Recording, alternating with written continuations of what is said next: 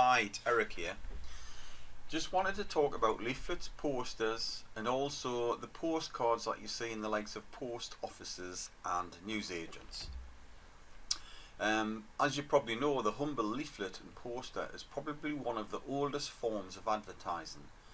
This image of a leaflet was printed using a woodcut method and dates from the 15th century. And leaflets are still being used today, so they must have some success.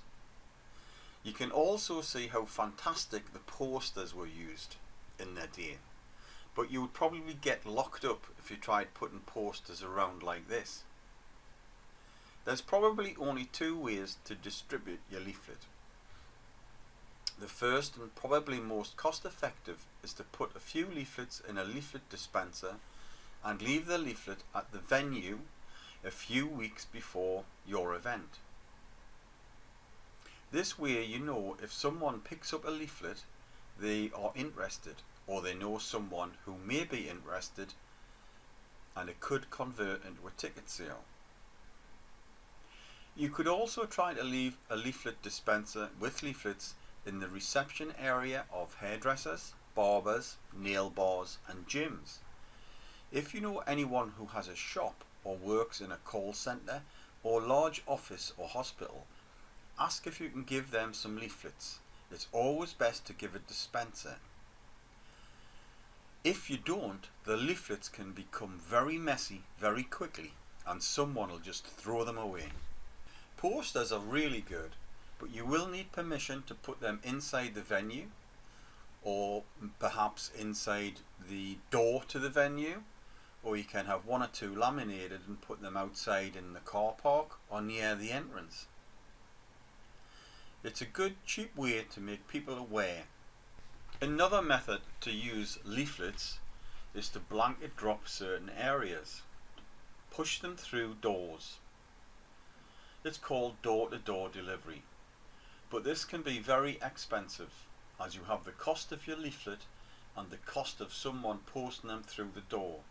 This can be around £40 per 1,000 leaflets.